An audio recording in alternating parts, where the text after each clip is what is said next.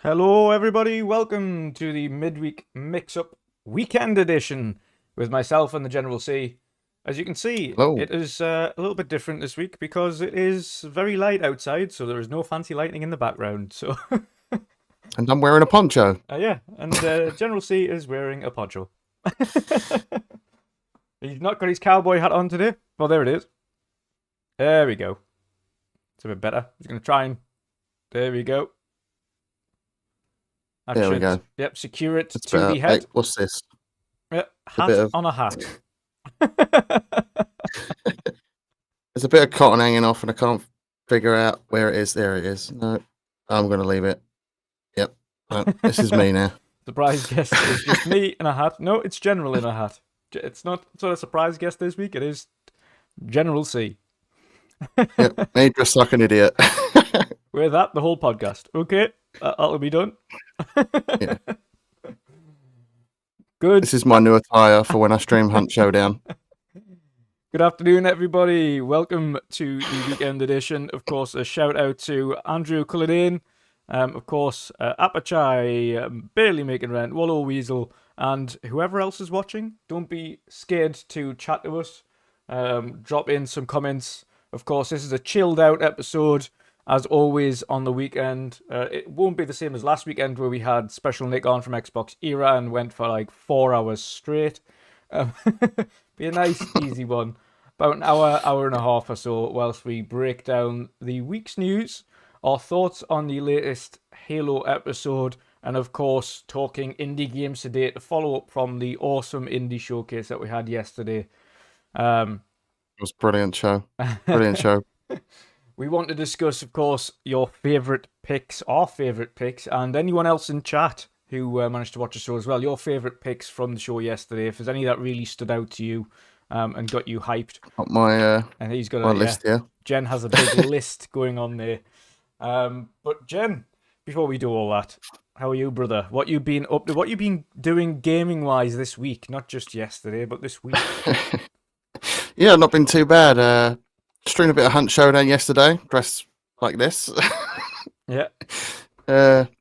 Just having a bit of fun with it, being stupid. Just want to just be a little bit more stupid, be a bit more myself on stream and act an idiot. Get used to being myself without worrying what people think. So, yeah, I'm not always going to be dressed like this on every podcast, but here we are. Now, every podcast is a different outfit. It's already in his contract now. I don't have enough outfits. But yeah, I've been playing a bit of Hunt Showdown. That's going to be my main streaming game on Twitch. Started Black Mesa, which is Half-Life 1. I'll be playing some more of that tomorrow on stream, midday-ish UK time. Yeah. Probably around about 2 or 3. Not sure if that's going to be accurate yet because we all know how technical difficulties happen, and I'm still getting used to that whole live streaming stuff. So that's pretty much been me. Pass or play, I've kind of moved on from it. As much as I have fun playing all the games, I've lost the sort of fun of making each episode. Yeah. And the content direction for me is going to change drastically, as you can see. I was gonna say I will be making. That's it's one thing that I noticed as well when I was making I enjoy making videos from time to time, but not all of the time. I tend to find specifically I'll put in, for instance, to make a video. If I was going to make a video myself, I'd be putting in the best part of 20 hours into a video, which is probably more than double most people would. And the output you get from that is very short lived. Like people will see, see the video that you make, and then that's it, it's done. And then then the next one would take another 20 hours of my life up, and it's like the actual... Yeah, it's a lot of hard work. I mean, like yourself with the indie showcase, the amount of hours you put into editing alone for that was insane. Like, how many hours did you say? It was a good full week, but it was probably about 40, 50 hours at least. Yeah. It's a similar thing with pass or play for me. And I that was obviously just have to the pick the editing. game I want to That's play. not like including the sourcing of all of the games and getting Yeah, everything together. Like that was just editing. Like yeah, like it's a lengthy process when it comes to making videos. Like I'd pick the game for pass or play, or I'd be recommended a game and then have to play it for a certain amount of hours, so that I can obviously justify my reasons for why I decide whether it's a pass or a play. yeah, And then I write the script because I want it to sound professional. I don't want it to sound like I'm just muddling on and stuttering. And then like the editing process and recording the process is a bit of a struggle sometimes, especially if you're not having a great day with recording and you keep messing up the script, which I've done that from time to time. well, I mean, you even seen Cole's Lengthy post the other day process. when he couldn't say a word, and it was Yeah, he must have. yeah, It's like yeah. It's a I was tough like, mate, process. that is literally me right now. You should see the amount of outtakes I've got from Mm, standing up there trying to record my bits for the show. yeah, it's the amount of times I have to Specifically, and cut. no, and Yeah, sorry to Kalechi from Stormright, but trying to say Kalechi Apakama properly without messing that up is quite a difficult sentence. Kalechi mm, Apakama from Stormright. And the amount of times I just went, I was like, what yep. am I fucking saying? You get tongue tied, and then you struggle because you in your mind you're thinking, I've got to get this right, and then you take it again, and it gets worse because Yeah. you're trying so hard to get it right. Oh, So God. yeah, I wouldn't say I'm done with pass or play Just not as in the frequent. sense where it's like videos. I Yeah. might return to doing it eventually, but pass or play, I will take that in the live streaming direction. Yeah. You know what it is? I just I think pass or plays would be probably a better substitute for um and you've just got a subscriber as well. Shout out to Bailey Making Rent. So I thought I was already thank you, subbed. man. Mohan Showdown. Thank you. Appreciate that. Yeah, it's a case of it would probably I think as you go further and potentially even asking for keys for new games and things like that. Mm. Doing a pass or play on new content that you've never played before. Yeah, yeah. And kind of are more interesting, let's say, than older content that you're trying to push out. Because I think, like you say, even then, as Mm. much as it might interest you at the time, it gets a little bit boring and in stages. But then also the amount of work that you put into doing that, like writing the script Mm. and getting all the content, recording it and playing it, and everything that goes into editing, and then to get like 100 views, 150 views for like and you're like, right, okay, I've done all that, and it's not really hit the mark. I think if you Yeah. left pass or plays like actual video versions to new games or games that have just released, Mm. might be better for the future. But yeah, I would say just Yeah, have yeah. more At the fun moment, doing the streaming for now. it's harder being a really small content creator because keys are hard to get hold of, Not and too right they are. it takes longer to do the episodes. Like the Shredders episode I had in the works before I decided to just call it quits. It was taking too long because by the time I would have got to recording and like, the editing and actually having the video out, the time had passed on that game. Yeah, yeah. That's the problem half the time, and like Mm. you say, even ourselves, we're not we're not a big channel by any stretch of the imagination, and then you go into things like Keymailer, etc., and they're always bugging you to get keys for certain games, Mm. and then you apply for the keys and they never respond. I'm still waiting Yeah, for key yeah. responses from like months and months ago. And I'm like, what's the point? Like I could have I was literally pre-ordered surprised the that I got game, bought the game, played it like non-stop for a couple of days at launch, recorded the footage of me playing it whilst I was doing it, write a script, and then release it a couple of days after. Like unless you're relatively big and you start getting into like PR circles and things like that, you're never getting games. Mm. Yeah, I was surprised I got that that Wild West sort of horror themed game, Blood West. To be honest, I applied for that key. God, it must have been a week or two before I actually got it. I was surprised I even got that. Yeah. But since then, I've not had any luck with Keymailer. I got lucky with that one. Yeah, that's exactly the same with us. And you always get like these tiny little games that I wouldn't say you wouldn't play. It's just these mass-produced things that are from like that are just all over the place. Yeah, I've had a few of them be recommended to me, but these games that are like created in like over a They weekend and like pushed out. look more like mobile games to me that are just trying to force upon you, and most people don't really. They see through those. They see the woods through the trees and see what the type of game is. Yep. Yeah, just mass produced.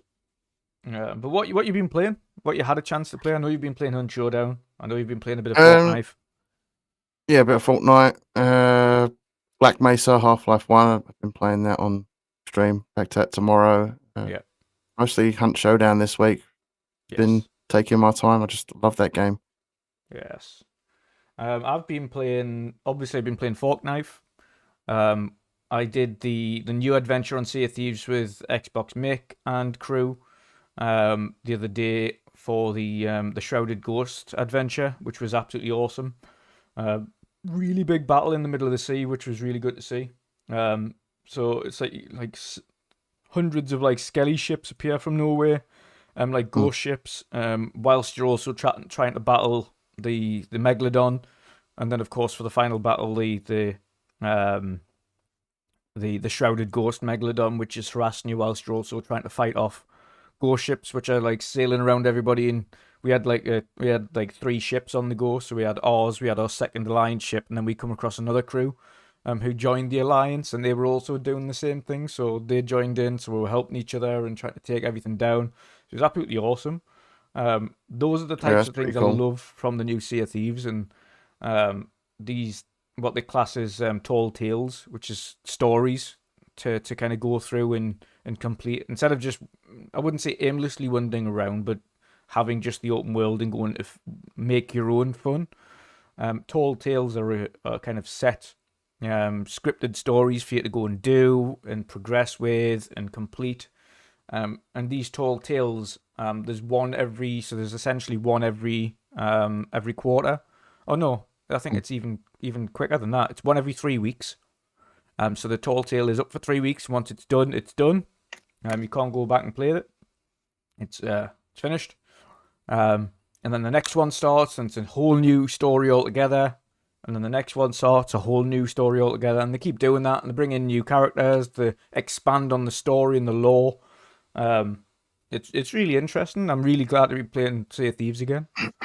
Yeah, it's something I do want to give a serious try, because I've never really got into Sea of Thieves seriously. So who knows? I might purchase a silly pirate outfit and dress as a pirate and stream it one day. Oh, definitely. It's you know what it is.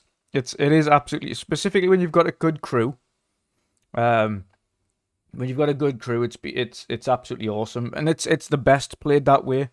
Like a nice big ship, you've got a good crew, a good crew of 4, 5, 6 people on, or even if you get an alliance and you get a couple of ships together in the same server, it just makes it so much more fun, and kind of the possibilities of that game are quite obviously endless. Barely Making Rent says the general can be cabin boy. I'm gonna get the eye patch and everything and just probably stream it one day randomly, but I'll wait for the pirate outfit first. Yeah, no, I think you'll get really love it cheap when you get into it. And I think the world itself will entice you to want to play it more once you've started to get into it. I think it's a bit daunting when you first play it because you don't know what the hell you're doing, but when you've got a good crew with you, it's really, really good. Other than that, I've been playing a couple of indie games. Flint, Son of Crimson, which is absolutely awesome. If people haven't played it yet, it is on Game Pass. It's a good game. I'm still stuck. Really awesome game. Weird West, we spoke about that a little bit yesterday. That's a great game. I actually did play a bit of that yesterday as well. Yeah, great game, but difficult. It's tough. Tough game. Yeah. But that's about it. That's about it for me. I do have a lot of games that I want to get into and want to play, but there's only so much time in the day. I will get a lot of my time back now, because I'm not editing. I'm not editing a large showcase, so thank God I have a little bit more time to myself. I can sit down and play games, not edit things for a bit. I've got just a little trailer as a kind of thank you, the community accolades trailer with all the comments from the awesome community about the show. That'll go on there. But after that, it's just strictly gaming for a bit, some podcasts, some streaming, some nice light work. Nice light work. Yeah, definitely. You deserve to put your feet up. The amount of effort you put into that indie showcase was crazy. It was well worth it, and well worth the reactions of everybody afterwards and during the show and everything. It was insane. The turnout was just nuts as well. Just seeing that many people come in and enjoy the show, and loads of new faces coming to the show, and kind of seeing what we can produce when the community comes together and bring something like that. So hats off. I've already had people reaching out as well, wanting to help on next year's show. Some big people, so it's going to be big going forward. This is only the start. This is just this is only number 2, our second annual one, so number 3 is going to be bigger and better yet again. Depending, we'll see how we do. We'll see how we do next year. We've debated. We had this debate yesterday whether or not to split the indie showcase into 2 days. Instead of doing one beastly long, almost 4-hour showcase, which can get a little bit daunting and for some people, and I can understand trying to have to break it down. Maybe break it into part like day 1 of the community indie showcase is on the Saturday and day 2's on the Sunday. Something like that. We'll see. It depends on what we've got in store, who we've got on. What developers we've got working with us, what studios and personalities we have on. It could very well be worth breaking down into a 2-day event. Yeah, there's a couple of little repeats. You are right. What I try to do with some of the repeats, as you can appreciate, there's a lot of people choosing the same things. No mathematician, 2 is more than 1, and the more the better. Yeah, indeed. With the repeats, I try to bring in different videos. I think next year I'm not going to have any repeats. If I can just put it all into one, I will do. But yeah, you are correct. There was a couple of repeats, specifically more near the end. But yeah, massive feedback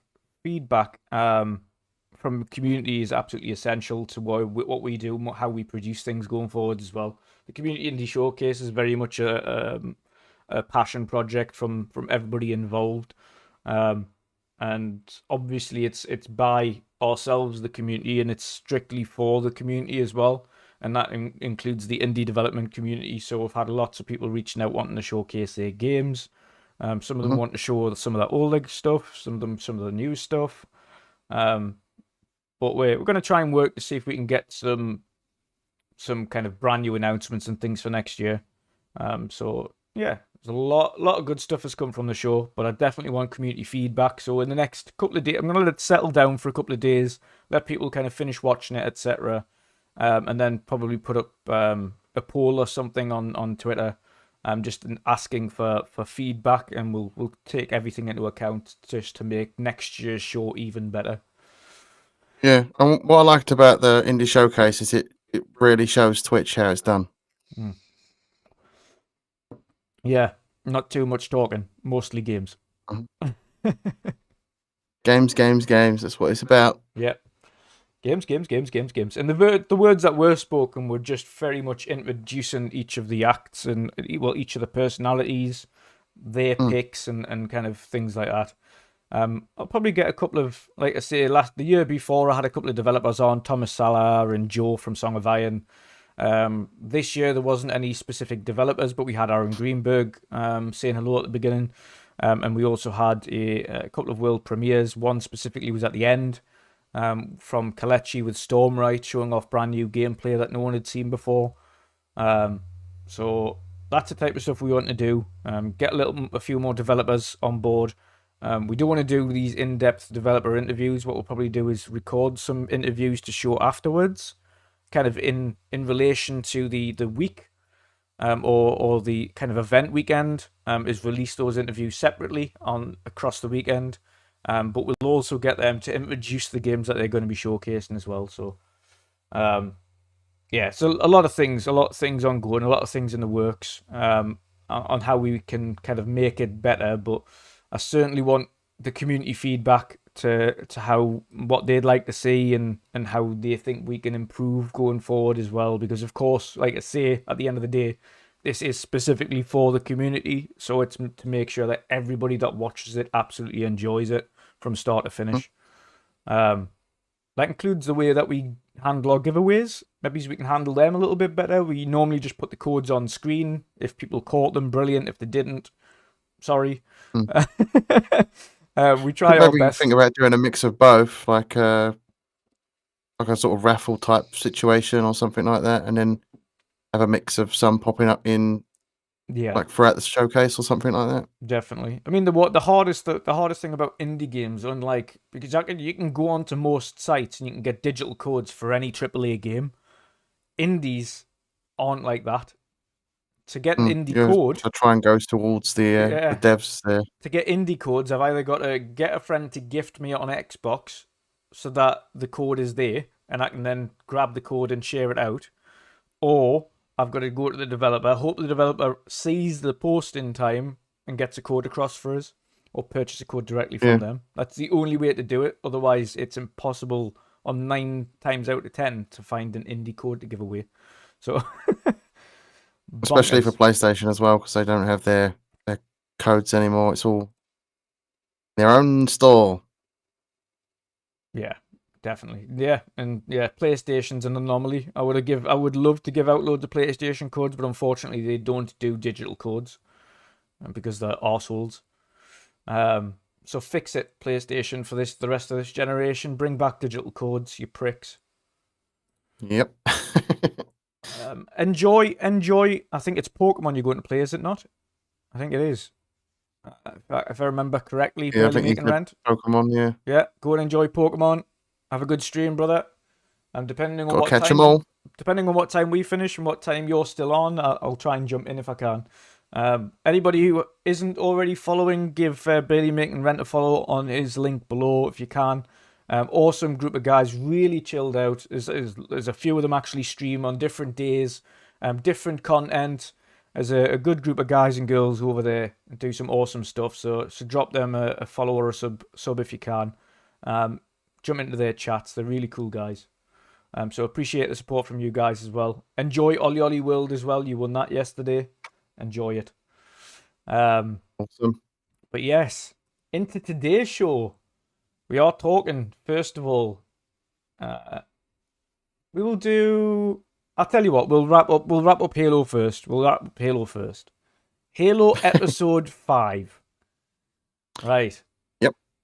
Much better improvement. Oh, yeah, definitely. So much better. You know what I liked about it most? If we didn't have to sit through that semi-storyline on the side piece for very long. Stuff. Short and sweet. Yep, again, it comes back to the Quan stuff with me. Every time it's on screen, and it's not the character or the actor, it's just the story that they're trying to give to this character. It's uninteresting. Yeah. Yeah, it is. If she had a different role and a different story, it would be perfect. Yeah, see, Gina knows exactly who we're talking about. Just Quan. Yeah, Quan. It feels like a Star Wars side story, and I don't want it. I've got to take this off. It's this little bit of strings making me beard itch. Yeah, it feels like a Star Wars side story, and I just don't want it. And I'm glad this episode we really didn't get it. We had a little snippet at the very beginning, and that was pretty much it. Didn't see it after that. Yeah, that's the plus side of the Quan story in this bit. There was not much of it. Yeah, that's what I liked about it. I don't know what it is they have to do. It's obviously not going to be this series, but I'm hoping in series 2 that they sort of ease that story out naturally. Yeah, not just abruptly, because now it's there. They've got to keep it there until they ease it out. Yeah, and the politics stuff as well doesn't grasp me. Some places it's interesting, but a lot of the time it's just it seems like it's there to pad out the show. You know what it is? I think with the politics side, for me, I think they will continue with the politics side until they see that Master Chief isn't like taking the piss. Because she's like, oh, you don't know it's a weapon, you don't know this, you don't know that. It's like, well, when you find out, you'll stop your stupid politics and you'll just get behind him. But right Mm. now, it's politics because they don't believe him. They don't trust the chief because he's taking out his emotional Yeah. tag. They don't. He's going wild. So yeah, right now it's the politics is there, but Yeah, I think the problem with the show is it's got too many sub stories going on at once. yeah, they You've need to got focus on like this, two. you've got the main story with the chief, which I like. I love that. I love that the chief has got some form of humanity in this. Yeah, Then you've got the sub story with the Spartans, and I love that stuff. Amazing. I really enjoy those sequences with the female Spartan that's finding her own humanity as well. yeah. As she finds And out to then her own detriment, Chief can handle taking out that emotion chip better than she can. mm, I like that stuff though because it shows it's going to show that character's progression Yeah. over time. And then like you've got the hench Spartan guy. He's just hilarious. He's brilliant. The thing he says to her about The grease in the hair. yeah, the grease in the hair and it was Seeping just into funny. your I love brain that to say character. stupid shit like that. Yeah, and not you don't really see too much of the fourth Spartan. She's very like mysterious. Yeah. I don't know if they're going to play some sort of storyline there with her. And then you've got the Covenant story, and they're the three stories that people are enjoying. Yeah. The politics stuff and the Quan stuff, not so much. Nope. Especially the Quan stuff. I don't see anyone appreciating that. Nope.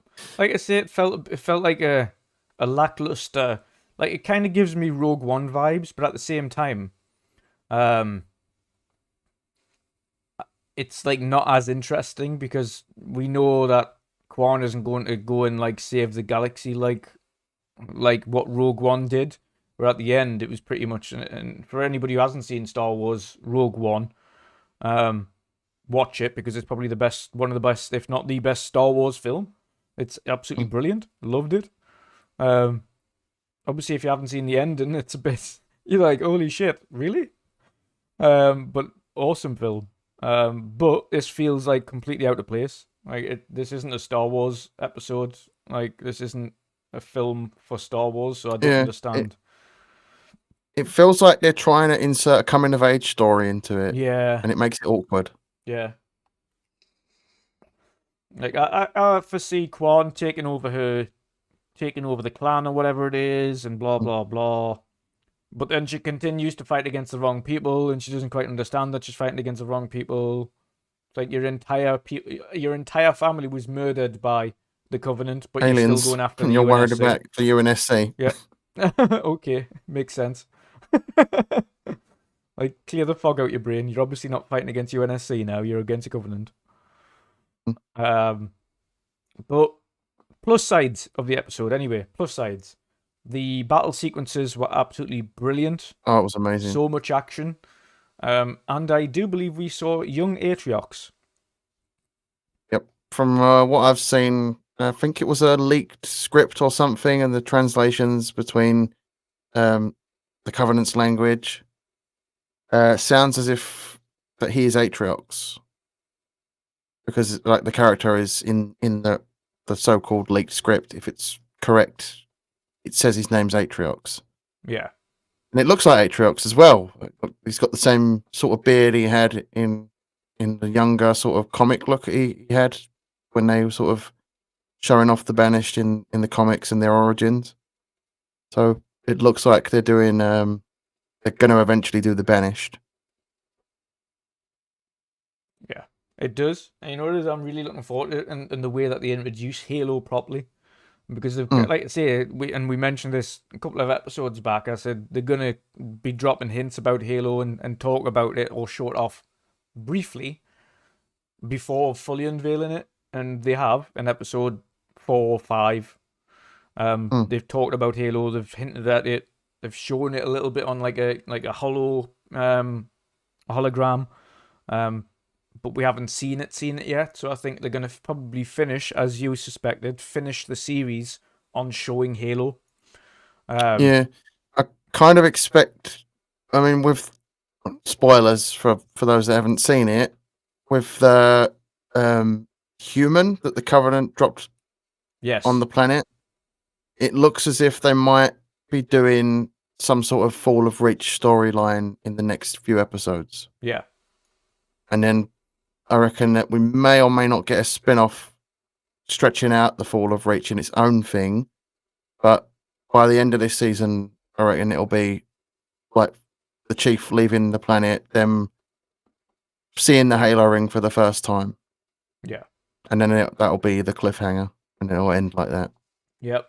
And then obviously we know season 2 is already greenlit, so we know that's pretty much good to go. So when season 2 drops, I think that's what it'll pick up, and then we'll start to see stuff really kick off on the Halo ring.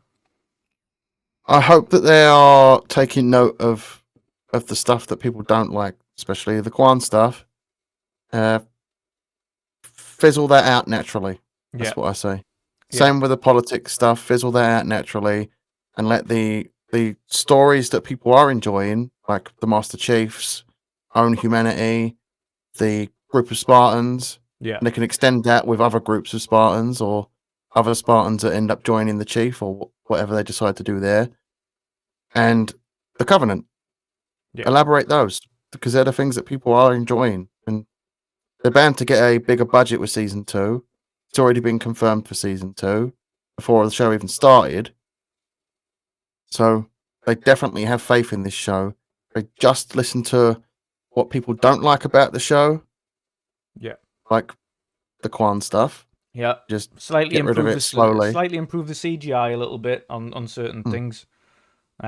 Just tighten things up a bit. Yeah. I'd say even drop the seasons down to 6 episodes a season. They can put more budget throughout each episode then and make it look better. Yeah, it works. You've got to think it works for the likes of Stranger Things. Like, look at the it works for quality Marvel on as Stranger well. Things. It's just insane, and I can't wait. If you haven't seen the trailer for the new season of Stranger Things, it looks insane. Amazing. New season of Stranger Things just turns it up a notch, big time. I was like, oh my god! And that's releasing in 2 parts, 2 sections of 6, one in May and one in July. Yeah, and I think they've also said season 5 will be the last, which is good. There's nothing worse than a TV show. Yeah, I just there's nothing worse than a TV show. Again yesterday, just to kind of get back instead of watching it from the beginning, because as always, when you go back and watch things from the beginning, the first season always ends up being really slow because you're like, I know what happens. So like trying to watch through all this like initial like getting to know everybody stuff again is like, nah. Like I love Stranger Things. I'm probably going to go for it all again because I've only gone for it all once. Oh, I love that show. It's like the proper like old like 70s 80s vibes are just brilliant in TV shows. Like it give me the old Steven Spielberg like E.T. vibes originally. See, the thing about Stranger Things is I actually didn't like it at first. The first few episodes I didn't like. Yeah. But I did that with Game of Thrones as well. I watched the first few episodes. I was like, nah, this ain't for me. And then I came back about a year or 2 later when season 3 was coming out. And I got back into it and I was like, shit, this is actually really good. Yeah. The only thing I didn't like in Stranger Things was that, again, side story. They had a side story where Elle had a sister that she was in this facility with and has powers, etc. And it was like, why? And then they like literally just shit-canned that story, pretended it never happened, and continued with the actual story. I was like, why did you even do that? Like, no one was bothered. She went out and hung out like a little gangster with her powers, and it was like there was no need for that. It was an app just detracted from where the story was. I think they were trying to do some sort of like rebel sort of teen thing, you know, when you're in your teens, you rebel against the against like your parents and authority figures. Yeah. It just didn't work. But the new season looks absolutely insane. But so far, I can't wait for it. Episode 5 of Halo was brilliant. Loved the action in it. The action was insane. Like jumping on. We got to see grunts. We got to see jackals. We got to see brute. Yeah. We've got I'm jumping looking onto a forward to. ghost and flinging it into a drop shape, and Yep. just insane. Like, so much action. And again, like I say, that little section with Spartan 125 where she's just can't take in all of the different emotions and watching everybody die in front of her and things. She Yeah, it gets to her there, can't and then process that's where it. you find out they have the that suppressor thing in them. Yeah. So But maybe then, she'll. you show Chief show that he works perfectly fine without it. He just goes through and Yeah. he's operating like as normal. Apart from when he tries to kill Dr. Halsey. Oh yeah, that was beforehand. What Yeah, up, he Big tries Cloud? to How you doing tries today, to brother? punch her out. But yeah, yeah, it was a really good episode. I hope to build on this because that was a really good way to leave it. It was just full of action. But yeah,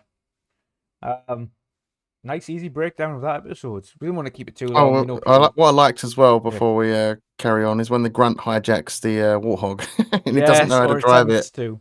Yeah, attempts to. And the chief just flings him out. That was awesome. Watching the gunner get absolutely blown up by Needler. Yeah, that was good.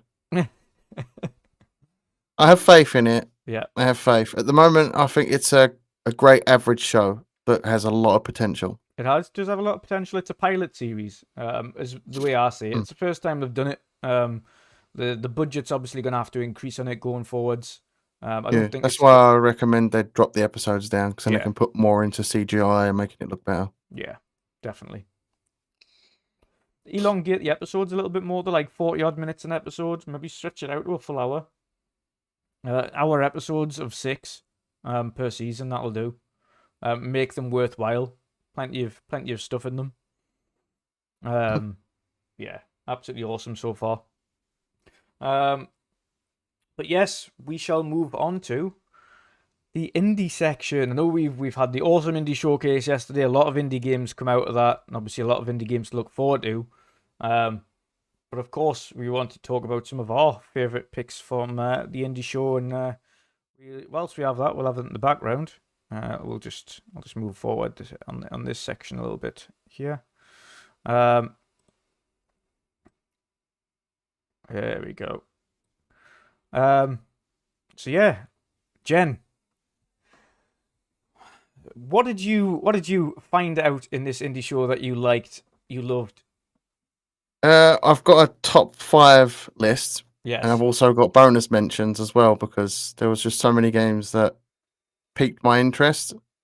So like the top 5 will be the ones that I'm definitely going to play, and the bonus mentions are the ones I'm likely going to play.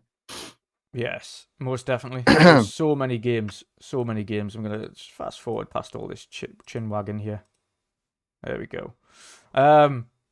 Yeah, so many games shown off yesterday. Let's first. We'll start with the bonus mentions, the runners up first. We'll start with the runners up. What was your runners up out of the show yesterday? I like the look of serial cleaners. It's like the one where you play as the serial killer and you got to clean up after yourself so you don't get caught. That looks really interesting. Yeah, that looks really interesting. Right, and it looks like it could have some sort of like multiplayer element to it as well. Yes, yeah, it did look like that, like some kind of co-op element. So that'll be interesting to see if, like, I don't know, you make a mess and your teammates have to clean it up, or the other way around. Yeah, but yeah, that looked really interesting and different. I've also got Little Devil Inside on that bonus mentions. That just looks like a crazy time. So many different elements to that game. There's a part of it that reminds me of Death Stranding. Yeah. It looks like so crazy unique. Oh, it does. Over the top as well. And it looks like it's going to be a hell of a lot of fun in like the humor department. Oh, so a lot of fun. Yeah. I've also got Scorn, that game that sounds moist and squishy. Very moist, very squishy. I don't know what to make of this game. It just looks crazy. The more I see of it, the more I'm thinking this game is going to be like a mind fuck. Yes. It's crazy. All the squishy sounds in it, they're gross. Yes, they're very gross. You know what it is? Like, Scorn gives me massive Prometheus / Alien vibes. Yeah, definitely. It also reminds me of like the Flood from Halo as well. Yeah. Mm. And the Thing. But yeah, it's going to be an interesting, weird game Yeah. and I'm looking forward to playing it when it comes out later this year. Yes. I've also got Dustborn on here, and this one reminds me of Borderlands. Yeah. So By not too Quantic sure Dream. how that's gonna look because we didn't actually see gameplay of that. It was more just a sort of reveal sort of trailer, right? Yeah, I think Quantic Dream is Quantic Dream the same people who did that game on PlayStation. I've forgotten the name of it now. Detroit Become Human. Yes, it's the same people, isn't it? Yeah. Yeah. Yeah, and then they're working on that Star Wars game as well, aren't they? Yes, they are. Yeah. Yeah. So it's Yeah, obviously. so I was going to say some indie studios are much larger than others, but they're still indie. yeah, that really appealed to me because I love the first two Borderlands games. Not Yeah. so much the third one. I've not played it because I found the characters in the trailer to be a little bit annoying. Oh yeah. So I never bothered with Borderlands 3. I might pick it up at some point. Go for it. Also have Silt, that game where like you're underwater, deep sea diving. Yes. That Now gives I got me to not Inside. What was the other one before that? Limbo. Yes, that gives me like underwater Limbo vibes. Yeah, I got to proof watch this show with you. It was a week before the show actually came out. Yeah. And since then, I've had this like weird obsession with looking at deep sea diving videos and like all sorts of weird deep sea diving creatures, and I've wondered why. And until yesterday, when I saw it again on the show, I was like, "That's why I've had an obsession with Watching diving creatures videos. deep in the ocean that look really strange and freaky." Yeah.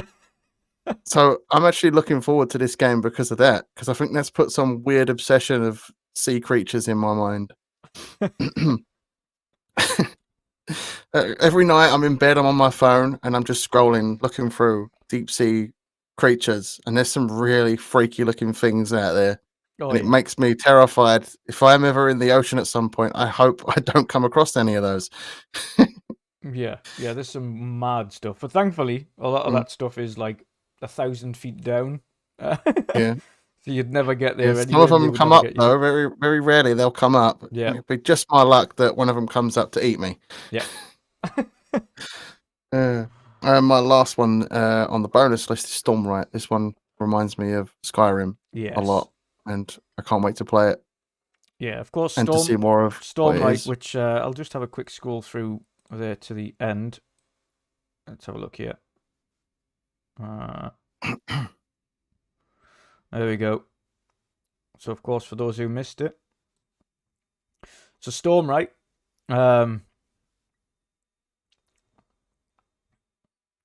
this is a one-man indie game. He started off one man. He's got a very small team of people working, pretty much part time. He's still at uni as well. He's literally just switched over to Unreal Engine 5.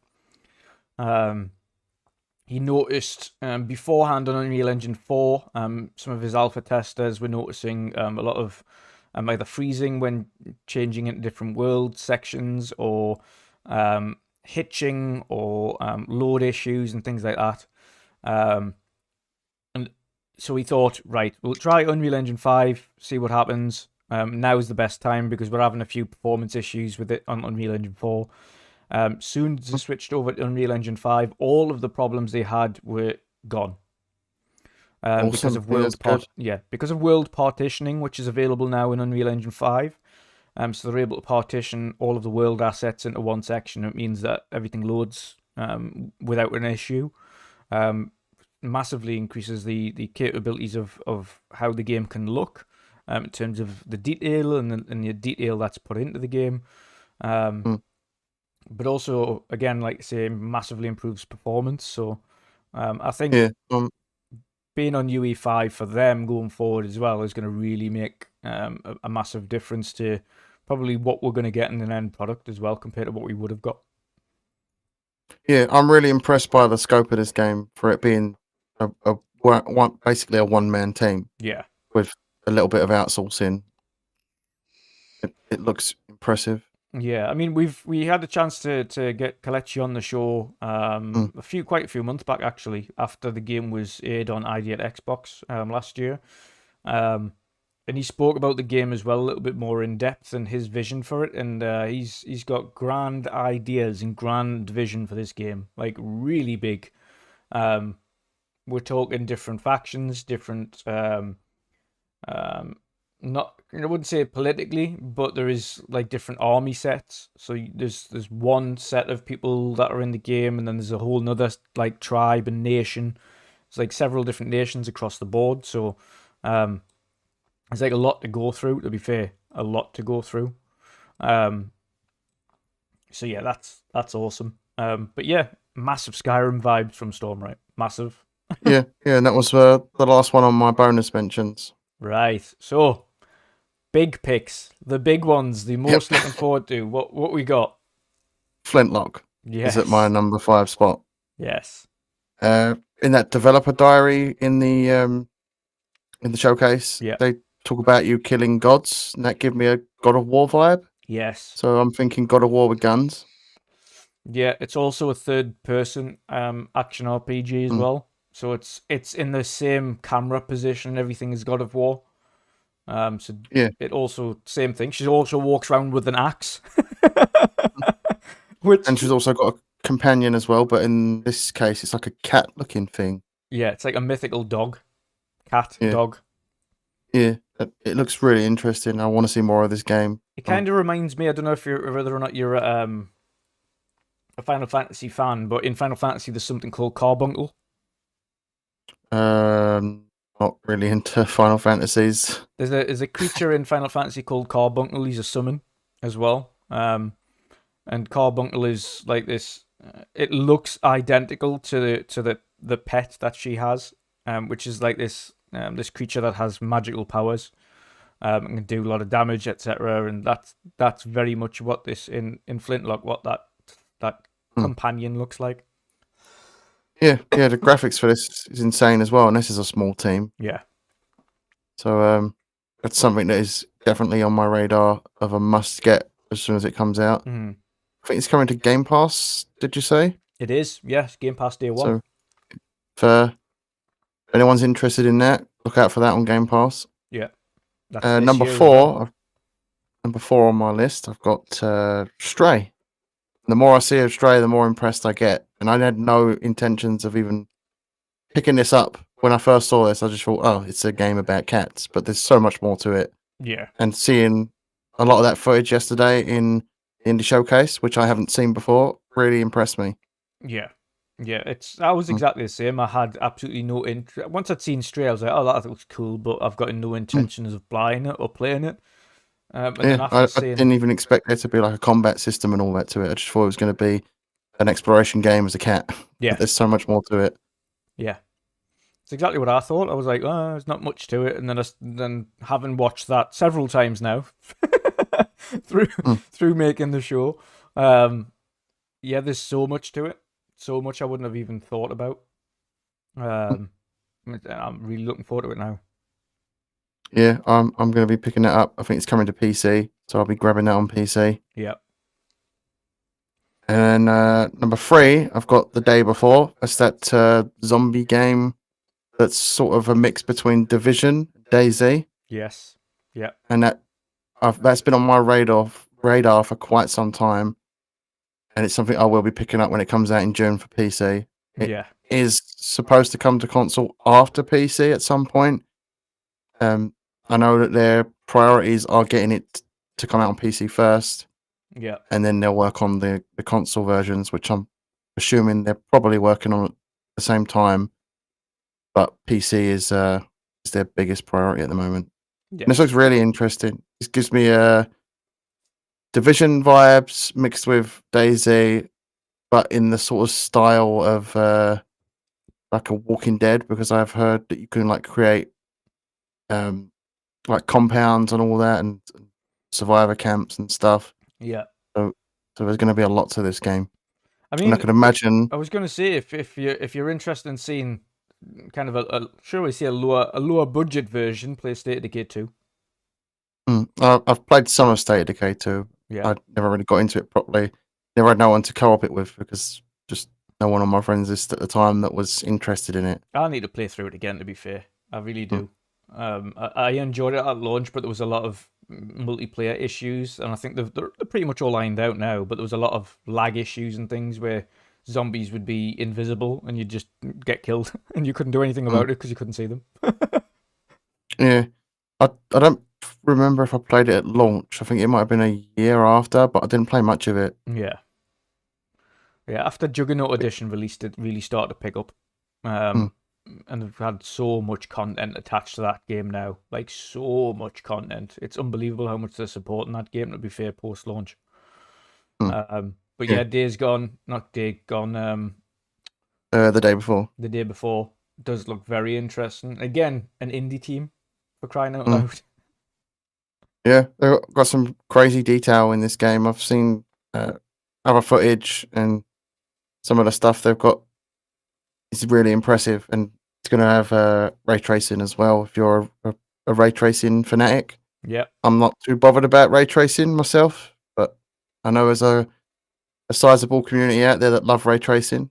This yes. is really going to be for them if they're into those style of visuals. Yeah, And definitely. number 2 I've got on the list is Illness. This one sort of reminds me of Resident Evil 7. Yes. Go back. I've seen a bit about this game before as well. There we go. Yeah, old school Resident Evils. Yeah, it's a really interesting looking game. This has been on my radar for quite some time as well. I think I saw footage of it about a year ago. Yeah. In like a sort of cabin sort of looking area. Yeah. But and yeah, this is a one man again. Yeah. From Armenia. He's got another horror game as well. I've forgotten the name of it now, but a one man creating this game again. Back when I saw this though, it was just called Ill. They didn't have the NESS in the title. Yeah. And they changed it to Illness. So yeah, he's been working on this for quite some time, and it's looking really interesting. Yeah.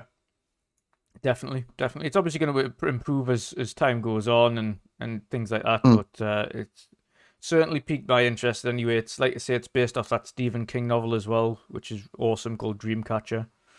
So very interesting. What next? Yep. And number 1 on my list, you won't be surprised about this because it's Wizard with a Gun. Yes. This gives me like Wild West meets sort of magic, and I'm interested in playing that because I've never seen that done before with like a Wild West style game. Let's get to it, shall we? Let's see if I can find it on this list. It's got a really cool art style as well. There it is.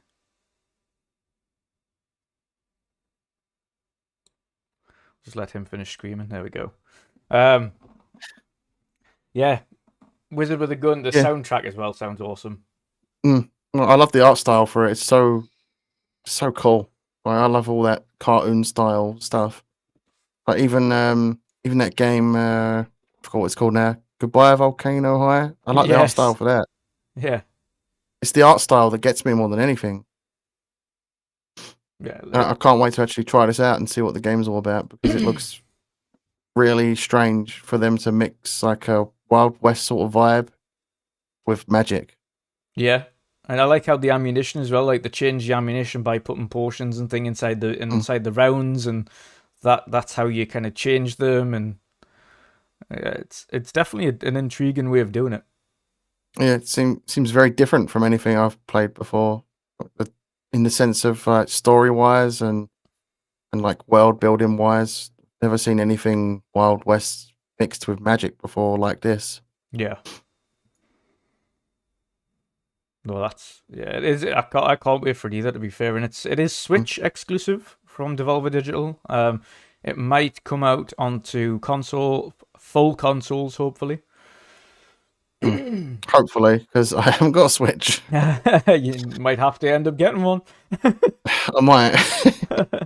I can imagine this coming to other consoles at some point, but it's Devolver do that. Devolver kind of make specific things for specific platforms and then bring it later on. Is it not coming to Steam? I don't know. Yeah, it is. It's coming to Steam. Oh, sweet. Oh, well, there you go. PC as well. Happy days. It's now on my wish list. Yeah. So, yeah, Steam and Nintendo. Sweet. No need to get a Switch then. Whew. Wipe brow.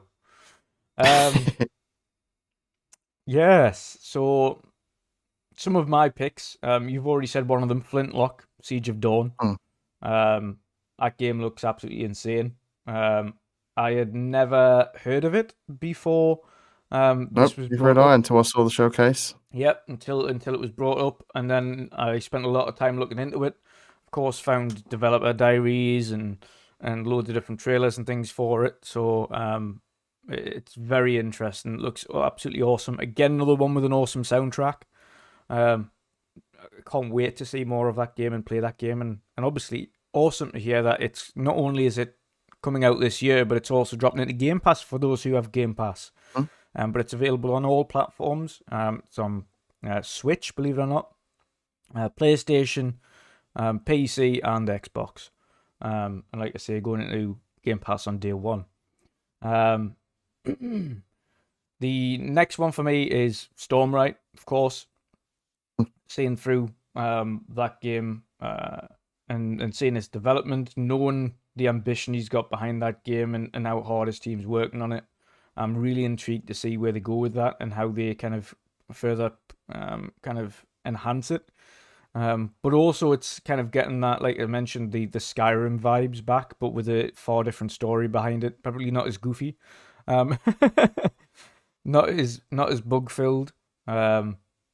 It's definitely going to be interesting to see how that game evolves and progresses as time goes on. What else? There's to be honest, there's so many. There is absolutely so many. There is. There was a game as well, and I keep forgetting the name of it. I'm gonna have to scroll through here quickly whilst I find it. My list could have easily been a top 20. There were so many there. Oh, yeah, of course. And I can't forget it. The return of Monkey Island is most definitely one of my most anticipated for this year. Like a lump, Monkey Island, it is an absolute brilliant little series. Very much adult humor. Jen, you still need to play this. Yeah, love it. I'll end up streaming them. Yeah. Very cheap if you haven't played the originals yet. Don't play the 3D one. Play everything but that one. You'll be fine. I keep telling people that. But yes, Return to Monkey Island. So that's my third one there. That is a must.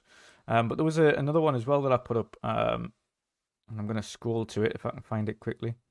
There it is. This Bad Lad. Now this looks insane. This gives me like more of a Turok vibe, but very, very horror-esque. And the level of detail on this thing, and this is actual gameplay, which is just insane. The level of detail You said on this is a one-person developer as well, right? Yeah. That's insane. He's just wild. I like that there where he's like standing in there and you can just see their eyes glimmering in the dark, but you can't really make out what it is, and then he has to light his torch. Just wow. The level of detail he's put into it, and then like this section here where he's going to the dead body and picking up the flare, and the dead body's ripped in half.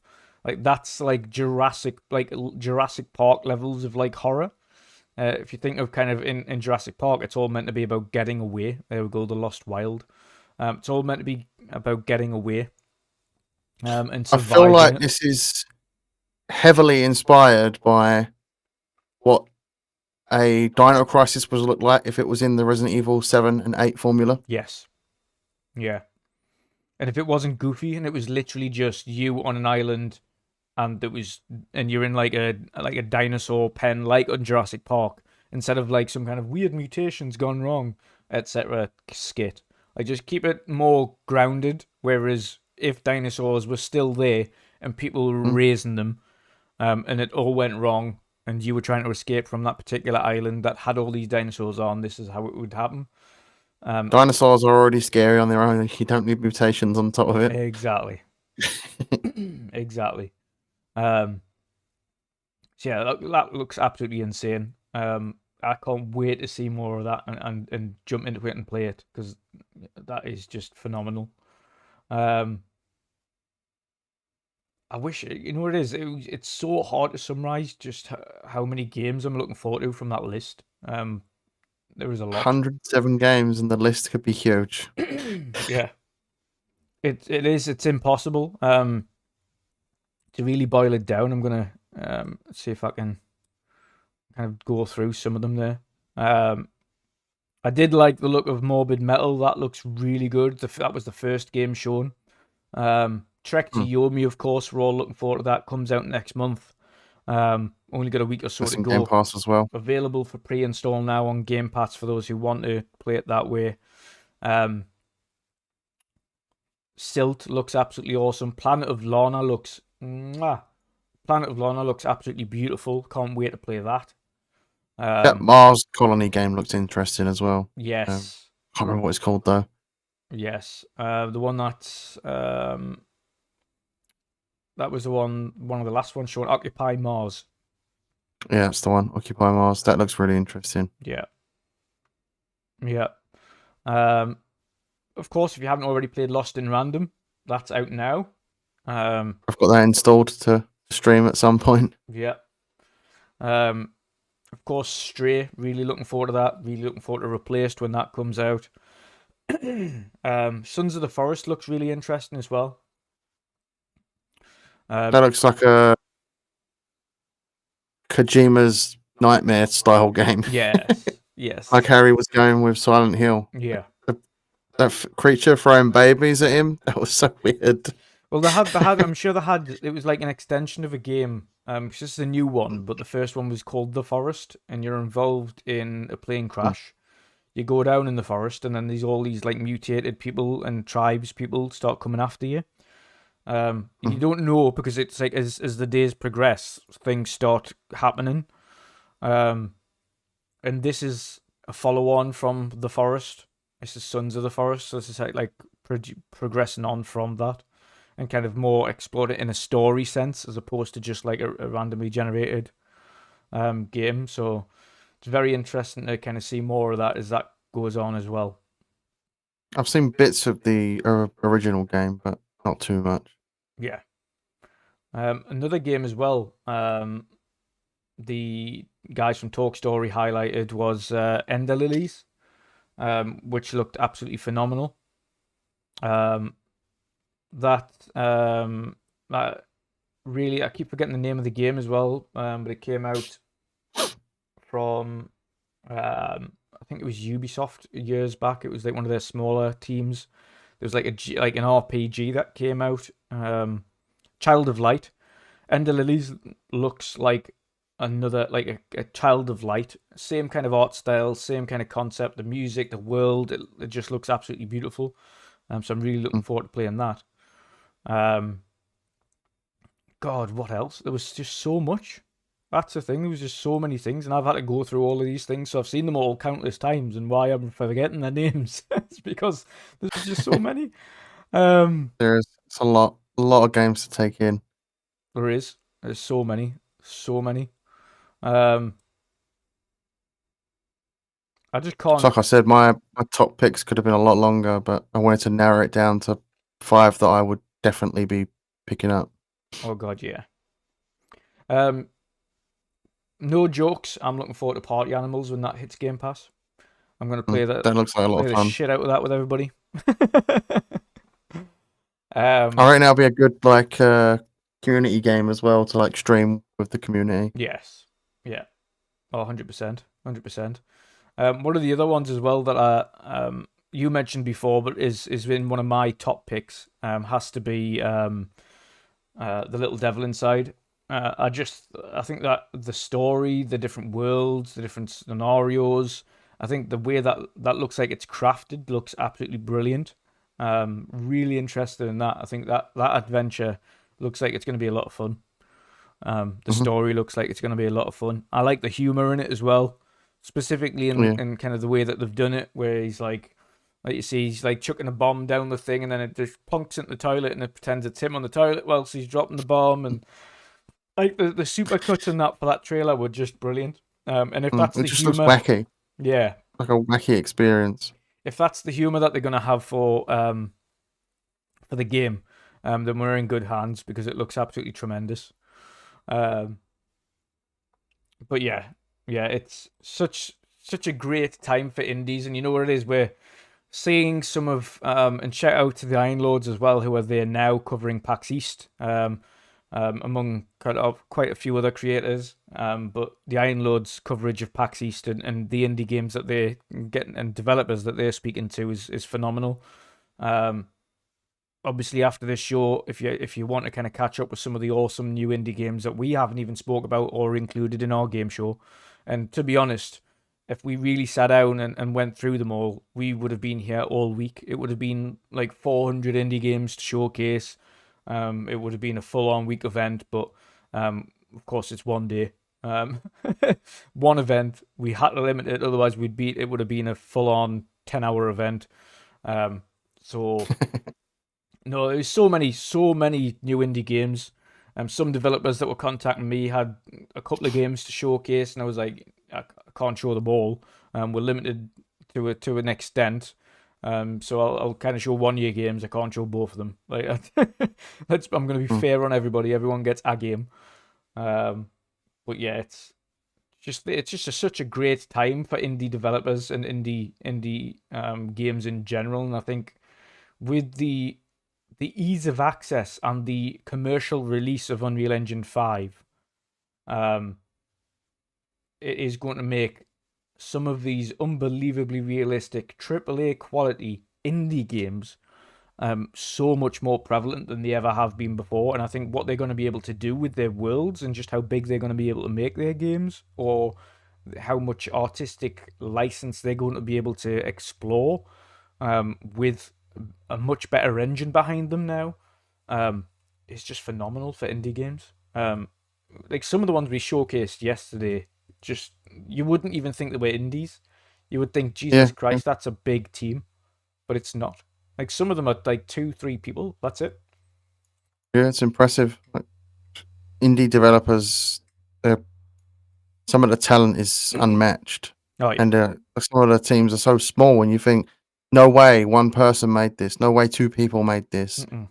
It's just crazy to think. Like that dinosaur game, I'd sit there and I'd think it took 100-person team to make that game. Yeah.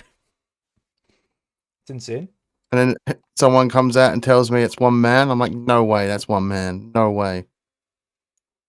So it's absolutely bonkers, and it's just such a great time. And when people say, this is the one thing that winds me up as well, when people say it's dry, like gaming's dry right now. If you only ever play AAA games and you play nothing indie, then it might be dry for you, but I play absolutely everything. I play loads of indie games, I play AAA games, I play free-to-play games, I literally play anything and everything, so it's never ever dry, it's never gonna be dry, because indies... Yeah, I used to be like that, though. I used to only really play AAA games. I never really bothered with indies until a few years back. Yeah. And I was like, there's so many great indie games out here that I would never have touched. And it's thanks to Game Pass that's changed my outlook on indie games. I can appreciate them a whole lot more now. Oh, Very rarely so back in the many. day I'd pick up an indie game. Yeah. Nowadays I'm playing maybe 2 or 3 indie games every other week. Yeah. It's just, there's so many hidden gems that people are missing out on by having this closed mindset. Like, if one thing that I want to try and do with this, the indie showcase, is show people that, like, what you think of indie games isn't probably what you think an indie game is. Like, you think, so I think a lot of people always look at indie games and just say, oh, well, this isn't an indie game. Like, they'll probably see Flintlock come out and they'll automatically assume that's a AAA. It's not AAA, that's indie. They'll see that zombie one come out that you were talking about. I keep forgetting the day before. Looks the like day a before, AAA they'll game. see that come out and they'll not know that's indie. The dinosaur one, that'll come out, they'll not even think that's indie. Because it's this perception that indie, for some reason, is worse than AAA, and it's not. More often than not, you get a greater artistic license and more risk taken in indie than you will ever get in Exactly. AAA. Exactly. And that's what I never really saw back when I wasn't really that into indie games. Like I said, I'd only play one indie game every now and then, and now I'm playing 2 or 3 every other week. Yeah. It's like it's opened my eyes to what type of content you can get from indie developers. There's some crazy risks that they take, and a lot of them are passion projects. Yeah. So, and you don't get that in the AAA industry, because a lot of the AAA industry is cookie cutter. Yeah. They take aspects from someone else's game, and because it's a safe Prime bet. example for that is the modern term. This looks like a Ubisoft open world. Exactly. Yeah. Exactly. That's AAA At in a least, nutshell. That is AAA in a nutshell. The fact that you can go into any action open world RPG and automatically someone says, just looks like another Ubisoft game. If it gets to that stage where everything looks pretty much the same, it's just slightly refined, that's when you know the artistic license behind it is a bit like it's gone. Like the creativity isn't as prevalent as it is in indies, and that's one thing I think AAA studios need to start getting back to is taking more risks. But the funny thing is you get these AAA devs, when something's different, they mock it. Yeah. Like with Elden Ring and the developers that came out and sort of tried to mock Elden Ring for being For trying something different, different. not having a screen that's oversaturated with UI. Yeah. Or icons. Took a game like Elden Ring to say you don't have to do it that way. Yeah. Do what you want. People will play it. And not only will people play it, 20 million people played that game. Exactly. And I haven't played it yet, but I am going to get it. Yeah. And I'll be streaming my my pain and suffering. Yeah. Yep. Yeah. It's and we've got to say this, it's not for everybody, but there's the perfect saying is not every game is for everyone, but there's a game for everyone. Exactly. There's not like you might like the one that was on screen there, The Last Stop, and then somebody else might hate it. It doesn't make it a bad game. It just means it's for you and not for him. It's not for you. Exactly. Simple as that. There's no such thing as a bad game, no matter. Well, and you get these people. Well, there is, but to a degree. Yeah. But for someone's gonna like it. Life of Black Tiger, PS4. Never played it. That's a bad game. Never played it. But like the point I mean is, someone's gonna like that game. Yeah. Can be the worst game ever. Someone's gonna like it. Yeah, 100%. I mean, you look into the best example, and this is why I keep mentioning Final Fantasy, but the best example is the Final Fantasy community. That community is so split on every game that is ever released in Final Fantasy universe. You mentioned Final Fantasy 9, they're like, nah, it's not as good as Final Fantasy 5. And then someone else will be like, well, Final Fantasy 6 is better than that. No, well, the first is the best one, and this is the best one, and this is the best one. No, this one's trash. I don't like Final Fantasy 13, similar with like, God, similar with the Halo games. Like a lot of people disrespect Halo Reach, but it's my favorite Halo game. Yeah, a lot of people like ODST, and I hate it. I thought ODST was terrible. Reach will be my favorite Halo game probably to the day I die, just because I like that feeling of no matter what you do, yeah, you lose. Yeah, I love that tension, that fight for survival, that humanity is on the line. If we don't defend this planet to the death, yeah, we could lose humanity. And that's what I loved about Halo Reach. Reach was the sacrifice. Brilliant. Reach was brilliant. I don't know what your thoughts are on ODST, but I didn't like that. I like aspects of ODST, but it's far from my favorite Halo game. Yeah, I didn't like it at all. I think it was because it was completely non-Halo. It was, you are ODST. You have got nothing to do with Spartans. You don't have any of their powers or abilities or anything like that. I was like, well, this doesn't feel like a Halo game anymore. It just feels like a generic shooter. And I want to see them do that again, but more heavily on the story, like a Band of Brothers type thing with Marines. Yeah. Do it. Like with Game Pass, they can take the risk. Yeah. See if it pays off. and I'm sure it will, because people have been asking for ODST 2 for a very long time. Doesn't have to follow the same group of ODSTs. It can follow a whole brand new group of ODSTs. It Yeah. doesn't even have to be a first-person shooter. It could be a third-person shooter. I always thought a third-person shooter Halo game would work perfectly as a Marine or an ODST, Yeah. because in a way they would need to take cover. So you could take that Gears of War spin, throw Halo into that mix, and you've got yourself an interesting take. Yeah. Because as a Spartan, you don't really need to take cover. You're a walking tank, basically. Yeah, exactly. In story context, we all know you have to actually take cover from time to time, but in story context, they're a walking tank. They are a walking piece of armor. Yeah. And I think a third person game based around Marines, or it could be based around a Marines rise through the ranks up into an ODST. Yeah. Because the ODSTs are the best of the best. Yeah. Best of the best humans, yeah. Unmodified. That's why, like, in lore context in the books, ODSTs hate the Spartans. Yeah. But I'd love to see another ODST game. But this is why we're referring to like indies, because indies aren't scared to try something new. They're not scared to do different things. I've always shouted, and I still will shout, I'd still love an actual Viking action adventure game with a full story about a Viking who kind of grows up in a small clan, small village, and grows up through prosperity and gets bigger and obviously takes over the kingdom and has his own, and just a full story about that, and then going over to conquest new areas, and an actual full story based around something like that. Like, I don't think Nordic and Norse has been done justice in the gaming sense yet. Mm-hmm. It's been smaller. I was hoping it would be. Go on. With Assassin's Creed Valhalla, I was hoping that would be the case, but in my personal opinion, it wasn't. Well, the problem with Valhalla, you see, I liked it. I really liked Valhalla. But what took me out of the Viking section was the fact that he still has the assassination tool on his arm. Like, come on.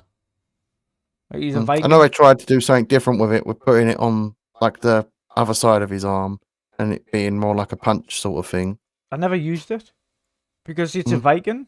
I just went all guns, like, he's a berserker at the end of the day. Like, he's meant to be this like badass berserker that just takes everybody down. He's not like I feel like he's not a that game assassin. didn't even need to be an Assassin's Creed game. No, it didn't. It could have just been a Viking game. It could have just been Valhalla, and it would have been fine. You could completely take out the whole story of the assassins out of that game, and it would have been better for it. And I've always said this about the Assassin's Creed games outside of the Ezio collection, but that made a bit more sense with the Ezio collection, getting to know the history and going back in time to see how the assassins lived and things like that. But when you start talking about like Origins and Odyssey and Valhalla, like all three of them, ditch the back in time stuff and all that. Ditch it completely. Yeah. Just go through as a Spartan, go through as an Egyptian warrior, and go through as a Viking. The three separate worlds would have been perfectly fine without the I've forgotten the name of it. The friggin' machine they use. The Animus. The Animus, yeah. Just ditch that entirely because it was pointless. It only appeared in Assassin's Creed Valhalla 3 times. Twice at the beginning and one at the very end. Yeah.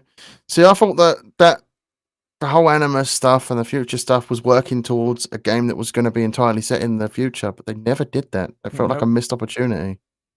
Yeah, but you know what it is? I couldn't care if they did release that. Ubisoft would have been better off ditching the Animus for all 3 of those games. It was not required. Yeah. They're the parts that don't interest me. Those parts where you're drawn out of the Animus. It takes me out of the fun. Yeah, it takes out of the setting. It takes out of the belief of where you are. It's like, okay. But yeah,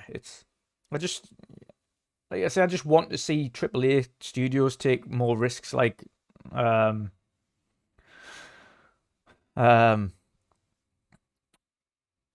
like big first party, big like AAA's do. AAA's take so many more risks these days. I mean, like even the one that's on screen now, Tunic, like, that's one guy again, another one-man team. It's completely different to anything anyone's ever played.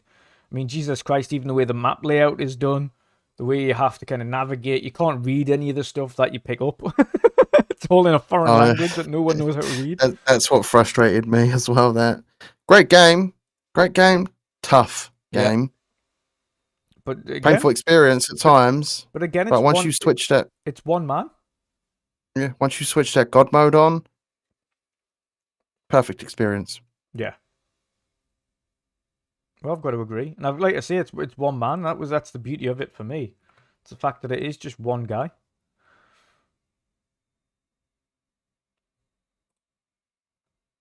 But yeah, we'll wrap up with some of the tiny rumors of the day. We'll switch back out of gameplay here. Boosh. There we go. Ubisoft are essentially looking to put themselves up for sale. According to some of the information we're seeing, a private equity firm is looking to take them over. A lot of people keep hinting, is Microsoft going to... Microsoft is not going to buy Ubisoft. Specifically, over the next few months, going into next year, they have a much larger purchase on their hands at the moment, as you know, with Activision Blizzard. They are going to do absolutely nothing to make sure that does not go through. They might buy some smaller little indie teams, but don't see them picking up a big team like Ubisoft or EA. Hell no. Hell no. Not whilst ActiBlizzard is still ongoing. It's not happening. Even after the Activision Blizzard deal goes through, if it does go through, assuming it still does go through, I expect it to go through, but you never know. Something may or may not happen. Yeah. I don't see them wanting to buy Ubisoft. No. It's another company that needs severely changed top to bottom. And if you think the mentality of Activision Blizzard to their staff is bad, Ubisoft aren't much better. Exactly. They've had plenty of sexual harassment suits. They've had plenty of that stuff going top to bottom. Yves Guillemot is one of the prime examples. He's another person that needs to go. Much like Todd, not fucking Todd. What's his face? What's his name? ActiBliz. He's that much of a prick. I can't remember his name. Yeah. Kotick. Yeah, Bobby Kotick. He needs to go. And Yves Guillemot, he needs to go. To be fair, they both do, and the companies would be better off for it. They've both been involved in this. They've both intentionally shoved things under the rug and pretended it never happened. But I don't think Microsoft, after taking out, you've got to think 5,000 people are coming across from ActiBliz. They've got their work cut out with them. With they have getting Activision back on track. They're not going to want to take another big developer and publisher and have even more work on their hands. Are people insane to think that Microsoft are going to want to purchase Ubisoft right now or in the near future? They've got their work cut out with them with Activision. It's going to take a long time for them to get Activision back to where Activision needs to be. Yeah, exactly. Like at least a good 2 to 3 years to get things sorted and back on track with Activision. Yep.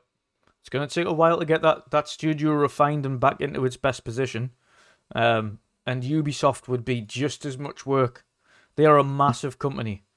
Well, there we go. Activision has 10,000 employees. So yes, it's done with the big boys for now. Yeah, 100%. I completely agree. I thought it was 10. I thought I'd limit it down to 5. I think it's 5 just at Blizzard, isn't it? It is 5 just at Blizzard, and the other 5's across the other studios. So yeah, 10,000 staff.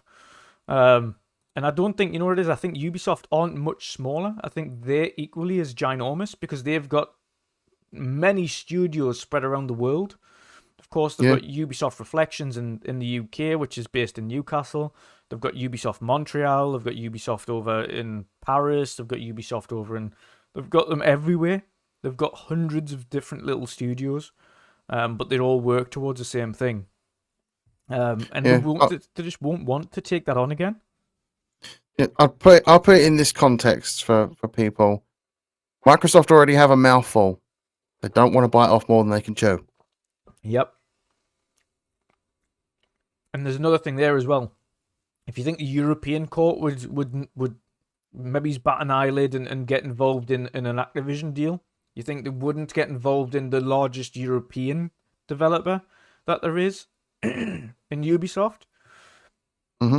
Ubisoft are huge, specifically in Europe. The regulators would take a very big look at that. And to be fair, once you've got Activision, Blizzard, and Ubisoft under one roof, that's when you start to talk about competitiveness. That's the only cat missing out of that bag would be EA, and then they'd be like, "Okay, stop." I don't think Microsoft would even need Ubisoft at this point. They don't. The one thing you've got to hope for, and this sounds strange saying this, Embracer won't get them because they usually go for indie studios and independent studios. They don't go for big guys. They don't go for publishers.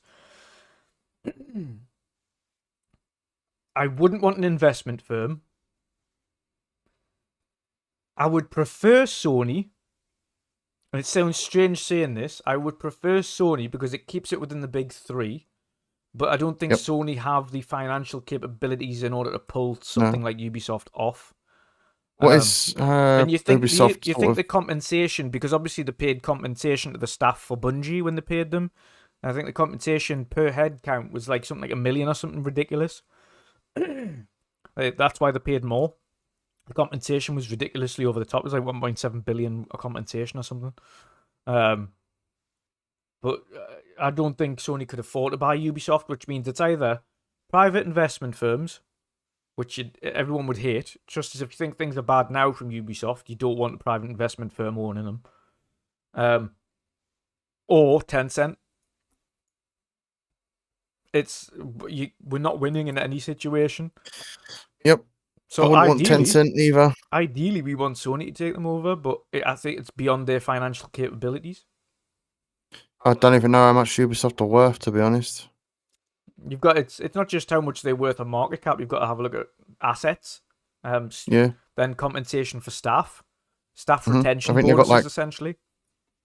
They must have like 20,000 staff members or something like that. Oh, huge. It would dwarf what Sony currently have on board. But I just don't think they could. And that would be the ideal situation. Keep Ubisoft in Sony. Keep it within the big three. Yeah, I just don't think Sony can afford that. I think they've got 16 billion left to play with, and we've got to take into account that's not all for games. Yeah. And it's a really unfortunate situation to be in. And to be honest, all we want, you've got to think, even if you go back years and years, when EA used to be good and didn't do all this shady microtransaction shit that they do all the time and loot boxes galore. And you even go back years ago when Ubisoft used to be good. Like, really good. And not just do copy and paste stuff. Right now, Ubisoft are out of ideas. Like, they're hinting at even more. Like arena shooters and things like that. I'm like, have you not learned your lesson? Arena shooters don't work. Yeah, they do not work. They keep trying to chase the trends. Like, they're trying to make their own version of Overwatch. They tried to make their own. I don't know what it was with XDefiant, but it wasn't good. Yeah, they've got another one that teased the other day. It wasn't XDefiant. It was another like arena shooter, a bit like an Overwatch again. Project Q was it called, or something Project like Q. I was like, what are you doing? Like, why? No one has asked for this. I understand it might be a passion project, but understand when there is a certain market, arena shooters aren't popular enough as it is. Like, not like that. Not like that. Overwatch is the king of that genre. Yeah, and then Ubisoft have got this unhealthy obsession with NFTs. Yeah. They were going on about supporting NFTs because NFTs is the next big thing in gaming. Okay, your first game you implemented NFTs in, you're killed. Yep. So you're obviously not that interested in NFTs. It's just a quick money grab. Quick money earner. Yep. Because that alone is a sign to whoever is supporting NFTs that why should I support your NFTs? You just killed a game, so that shows in a way you don't really have faith in NFTs. Yeah. Why should I take the risk with the next title that you put NFTs in? Yeah. 100%. It's ridiculous. That stuff just needs to just get away from gaming. Like, if anyone wants to do NFTs, enjoy your NFTs, go buy a picture of something that I can just copy and paste off the internet and put it into an Exactly. NFT. You go for it. It's like Have fun. If you want to the waste amount your of money on- that someone like Eminem spent on an NFT was an insane amount. Oh, yeah. And I could just go and copy and paste that, and it's mine. That's I'll put it in a folder somewhere. It's mine. If people want to go and spend the money on NFTs, go for it. But keep it away from gaming. Keep it away from music, for that matter. Just keep it away. I don't care what you do with it. Just don't bring it into the what is a market for everybody. It's also including a market that is very heavily involved with children, and you're bringing a monetary transaction in there that is very unreliable. Don't. Yep. And it's also no good for the planet. It's been proven that it's no good for the planet. Yeah. All it would take is consumption. like loot boxes in the EU. All it would take is the European courts to go, what's an NFT? Are you buying an image that you own but don't technically own, but kind of do? It's digital, and you could potentially resell it for a higher amount later down the line, and they'd just be like, yeah, that get banned. I don't loot boxes were banned in certain parts of Europe. You can't include loot boxes in the Netherlands and Germany, etc. For the likes of EA Sports. They have to be transparent. It has to tell you what's in the box. You can't. It's not, instead of being a gamble. Yeah, I don't know what it is that Ubisoft don't get, but they know gamers don't want it. Look at Sega. They planned to bring NFTs in. They backpedaled because they saw the uprising from gamers pissed off with it. The guys same from with Stalker EA did the same. Yeah, same with EA. I can't remember the name of the CEO of EA, but he came out saying NFTs are the future of gaming. And then a few weeks later, we're not talking about NFTs at the moment. It's not something we're interested in. So they took a U-turn fast, didn't they? Because they noticed we don't want it. I like. Speaking of indies as well, Wired Productions, one of the best indie publishers there is, alongside the likes of Annapurna and Devolver. All three of them have come out and said, "Fuck NFTs." Like, no fucking thanks. They've all said it. None of them want anything to do with it. What indie company that tried to do it? It was Team 17, wasn't it? I think Team 17 hinted at it. And all their developers came out and were like, no, we don't want this. And then they decided to backpedal it. Yep. Yeah. So, yeah, it's a bit wild. To be honest, again, as usual, there's not like a load of news to talk about this week. But it's been an awesome show nonetheless. As always. It's been a very quiet week. It has. Apart from that Ubisoft stuff dropping yesterday, which, my personal opinion, I don't really want Tencent to get them. I don't want any private firm to get them. The only way I see this happening is if Ubisoft decide to sell everything separately, but in a way that would be worse for people's jobs at those companies, at these dev teams. Yeah. Because they might have to uproot their lives and move elsewhere. But yeah, it's not looking good. Like I said, the ideal situation would be Sony taking them, but I don't think financially they could. It's to be seen. Like I say, they're just floating the idea of selling. Maybe they look at it and say, there's no real viable option here that's actually going to maintain the livelihoods of the staff correctly, or treatment of the staff. Hopefully to say it that way. But Yves Guillemot is in charge, so so anything can happen. Oh dear me. But yes, it has been an awesome show again as always, Jen. We'll wrap it up there for today, I think. Let the people know where they can find you, of course, brother, and what you've got coming up. I'll be streaming tomorrow on my channel, the underscore general_C on Twitch. YouTube as well, the General C, no underscores in that. And you can find me on Twitter, the _General_C as well. Awesome stuff. What are you going to be doing then the rest of the evening going into this week? What you got planned? Might play some Fortnite tonight. Not sure if you're on. And then I've got me stream tomorrow with Black Mesa. And then most of the week I'll probably be streaming Hunt Showdown. Nice. It's going to be my main game. Love that game. That game will always have a special place in my heart. Gives me an adrenaline rush like no other game. So yeah, I'm going to try and turn that into my mainstream game. See where that goes. And maybe throughout the week play a few different games. Awesome stuff. Awesome stuff. I'm planning to go through all the Resident Evil games over time. Starting with Resident Evil 0 very soon. That'll be after I finish Black Mesa. Nice. So start them. That'll be like a Monday stream or something.